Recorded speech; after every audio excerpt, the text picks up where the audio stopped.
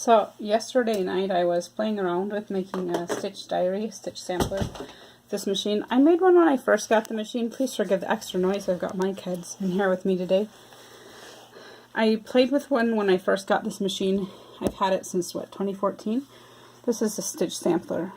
See, I stitch like stitch 11, 10, 11, 12. You see how I've numbered the stitches? And then I've done things like label where I've mirrored the stitch. So this is stitch 32, and then stitch has a mirror in it. And this is from the row 4, and I've done other things like this would be good for lace joining, menu 4 Sapphire 930 stitches. These are, this is with yarn, so this is bobbin work up here. So this is the same stitch 12, but with bobbin work. This is the same stitch, but with bobbin work. This is elongated with bobbin work. This is with heavier, and this was like size 12 pearl cotton. This is size 8. And then this is what the stitch looks like normally with no alterations. So this is a cool thing to do, is just to start stitching out your things. Here I've played a little bit with taper. And then I decided to play with some other things while I was at it, like the 3-hole yarn stitching foot, or 7-hole in my case. So I was playing like, okay, so if I want to couch yarn down, I want to play with some of the taper. What does that look like? This is with the yarn. So this is some of the stitches. I wrote what stitch it is, row 358, 244, no, so that I have a reference sometime if I want to do yarn. This is again. Open it or not open I want it. Okay. Just leave it closed. Thank you. Open it or open it. Okay, then leave it open. Thank you. Okay, leave it open. Thank you. So then this is row 4 stitch 57, row 4 58, and I didn't modify these at all. These are their normal stitch, but this is with the 7-hole yarn foot. And I use these 3 holes. This is for smaller yarns, obviously, because these are smaller yarns that I used. I suppose you could probably put larger yarns in. It's just going to give a different effect. I think those were maybe designed for the 3-hole foot, but does it matter? I mean, still looks pretty cool even with the 3, right? That still gives it a pretty cool decorative effect. I was just seeing which it looks like. And then I was playing around with the tapering stitches. So this machine has a number of stitches which can be tapered. This is an auto tapering stitch, and I figured out, and it's probably in the manual, but it's been since I've had this machine for 5 years now. It's been 5 years since I read the manual, and when I got it I wasn't into so much tapering because I was just doing quilting and things, maybe some light garment sewing, so I never really played with the tapering menu, and I got it to save the taper, the length of this taper. So you can see I did 1, 2, 3, 4 tapers, all of the same. And the same here, taper, taper. I would try to do the pictogram. It has a couple of stitches that are pictogram stitches, but since I didn't mark the fabric. And then I thought, let's just play with that tapering function. So can you program, I figured out that you could not program that row 1 tapering stitches on this machine. This is what I mean. This is the row 1 tapering stitches, and these are the pictogram stitches up here. So this one you can save the length of the taper so that you can do this over and over and over again. And I'll show you that in a minute. And then I was playing with the other tapering stitches. All of the stitches that are in blue can taper. And I thought, well, can I get it to save it so that you have the same stitch? It's like, say I want to do this over and over again. So I can do this over and over. I can do this over and over. And you can. Because I did it, see? And then I programmed it like this. And then you did a little box. And that's a cool thing that you can do with the programming on this machine. And then this is a multi-foot. Every single brand of machine has a foot like this that I know of. And there are generic feet. So you can see that it has these lines to help you line up rows of stitching. So let's see what I did on this machine. I don't know that every machine has tapering. I wouldn't know about that. But this machine does. So I'm going to go and I'm going to program the one that I did. Let's do that. I want that one. So I wanted to program, and I wanted to program row 2. No, it's row 3. Row 3, and it's stitch 30. Not 38. Row number 30. And I wanted to do it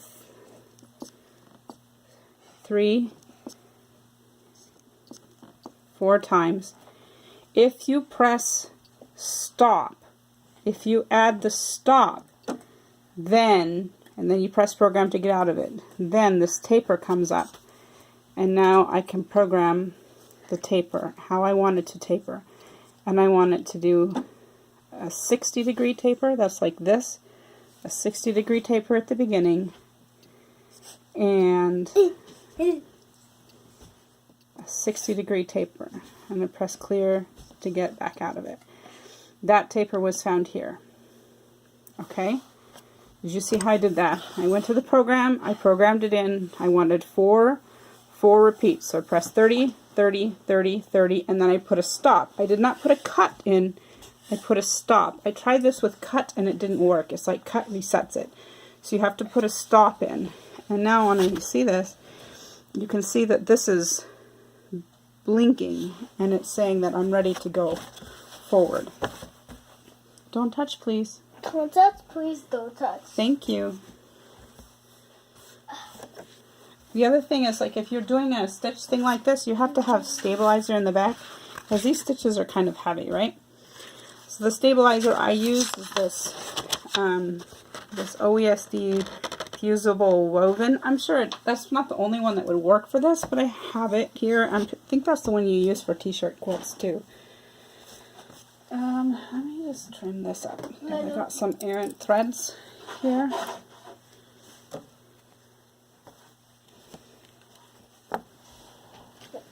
I got my little helper in here with me today. So I'm gonna let's try this now. Now I'm gonna figure out where do I want this to start. That's what this cool foot is. If you can see this. See, I've got it lined up here with these lines here. There's a line here, line there, and I'm going to get it all nice and lined up. I'm going to slow my speed down. I find that it works better to help you control it. I'm sorry if this is loud. You're right next to the machine, and this is not a particularly quiet machine. Don't touch, please. If it's bothering you, you can go out.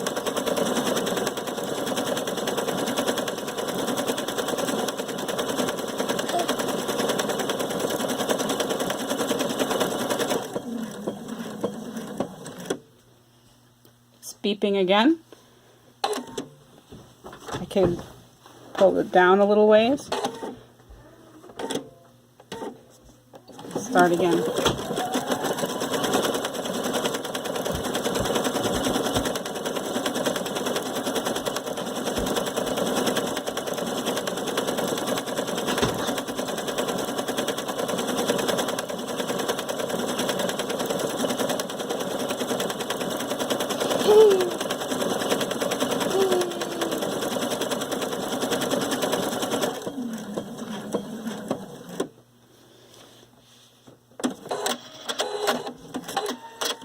So look at that. I programmed in the repeats. So on this stitch, these stitches that are not the row 1 stitch, so long as it is not the row 1 stitch, you can program the repeats into your program menu. And now here's a cool thing. I have it programmed, right? I can save it.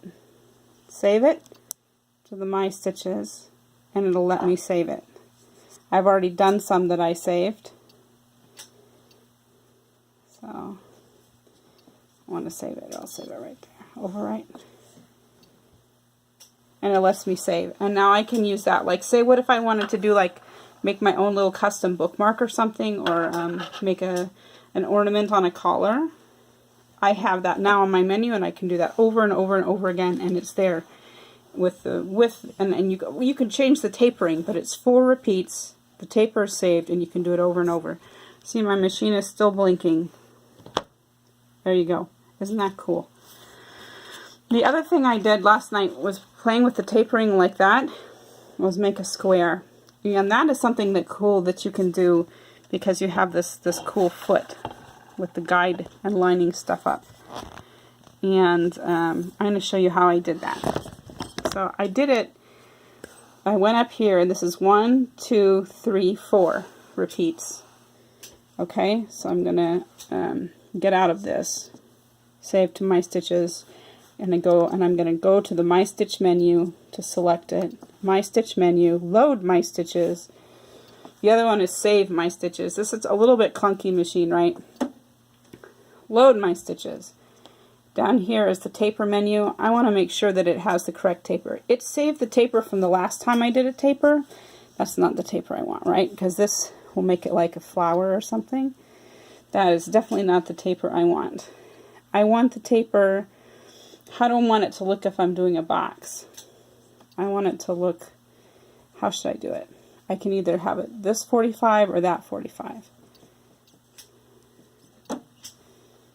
And I can change this angle to 45, 60, 45, right? And I want this taper. So what it'll do is it'll save the number of repeats, but you will have to change the taper every time to what you want. It won't save what your taper setting was because, you know, what if you want to change the taper? But since you have saved the number of repeats, it will auto taper for you, so you don't have to press the reverse button. And that's a pretty cool thing. That is a pretty cool thing. Okay.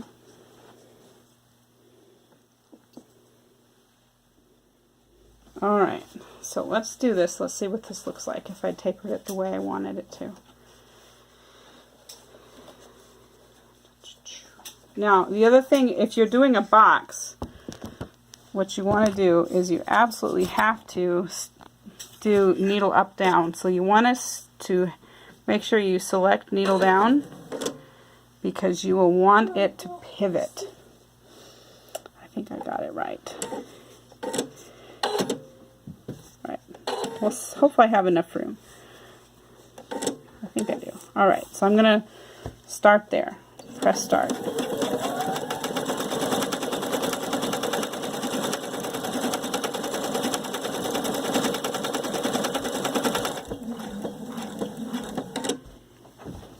Now it pivoted, needle is up, so it's going to start exactly these lines here, not this. If you look where this aligns with the toe, this, not this, this next row back aligns exactly with the needle. This row. Hey bud, can you take off the shoes? You're too loud. Take off the shoes. Thank you. Put the lamp up.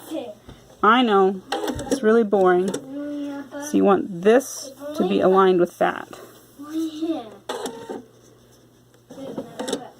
Alright.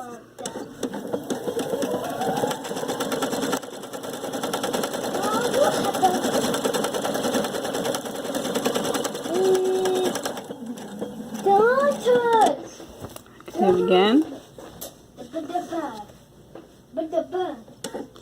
Just do a double check.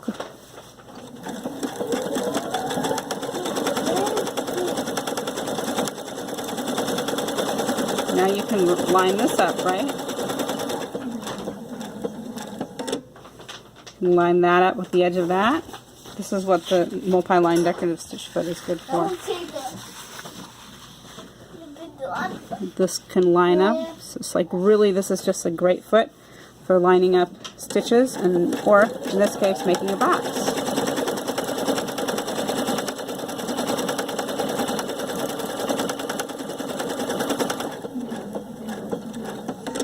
I'm going to cut with my scissor.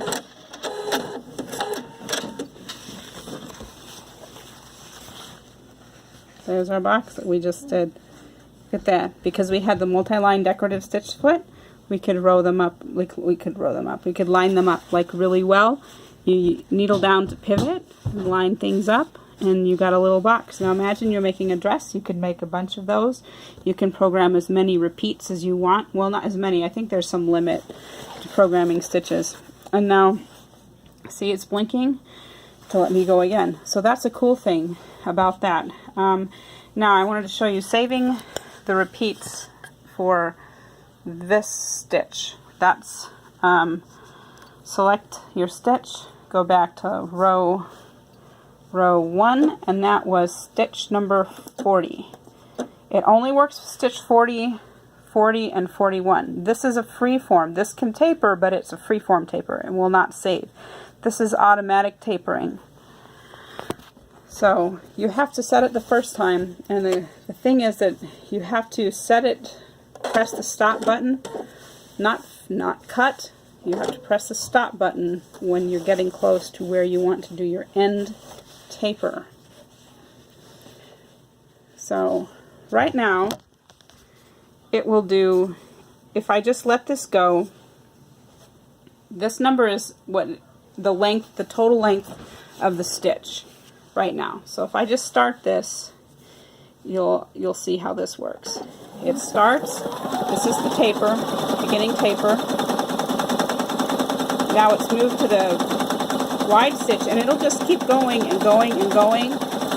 See, it's moving, moving, moving until I hit the reverse button.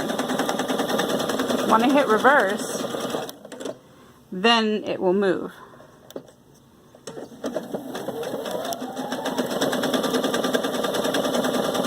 Then it will move.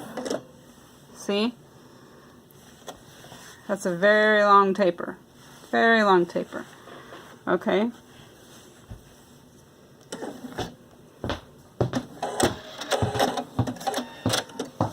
Now, so how do I get it to do my repeats that I wanted? I'm going to move back to this other piece of fabric. Well, I don't want like that humongously long taper, so what do I do? Well, first off, I'm going to make sure before I start that it's up here again. You can press the pattern restart button if you want. Pattern restart, just to make sure. So I'm going to press start, get it to start. Now it's in the middle. Alright, now I want it to end. And while it's ending, I hit stop. I have a stop, and now it should say 41.7, and that should be the stitch I can do the next time. I can't save it, but it should do 41.7.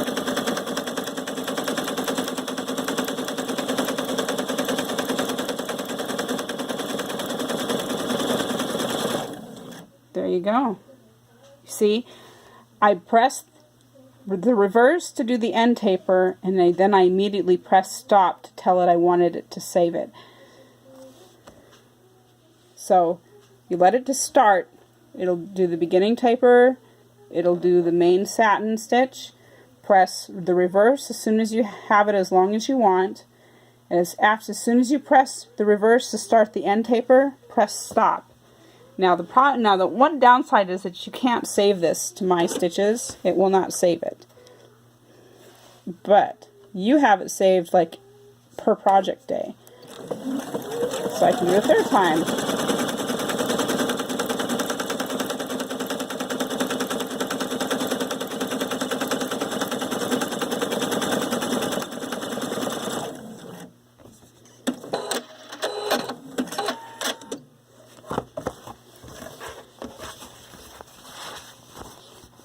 And there are my 3 little tapers.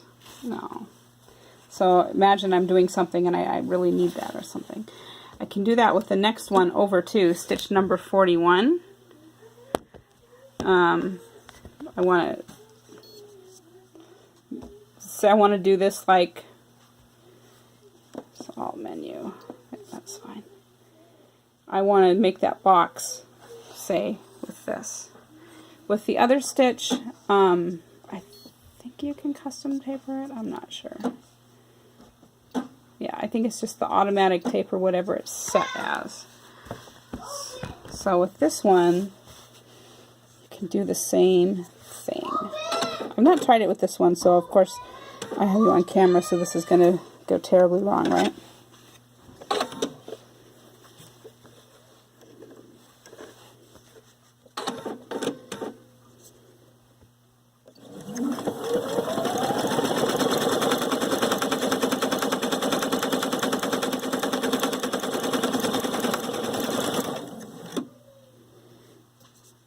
Cool.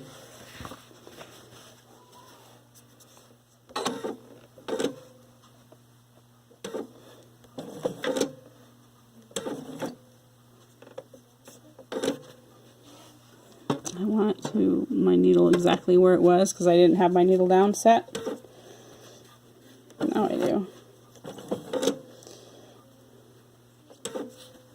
Alright, let's try that again. Should be set at 27. Alright, so let's try this again.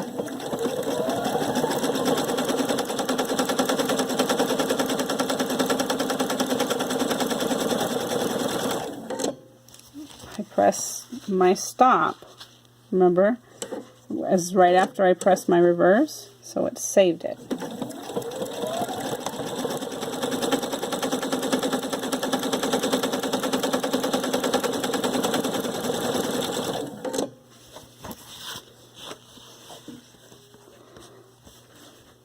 So let's see if I can do this one. Maybe not. I might not have lined it up quite properly. Maybe. Close enough. That's a little wonkety because, but it's still pretty good, right? Especially the first time on camera. And it saved it 27 each time. So there you go. You can save the taper if you press stop right immediately for these two stitches. It will save the taper. It won't save them in my stitches, like if I tried to save this right now to my stitches.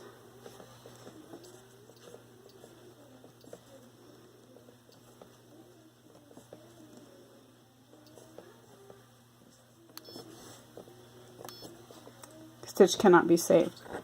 It will not let you save these two stitches here. This is stitch 40 and 41.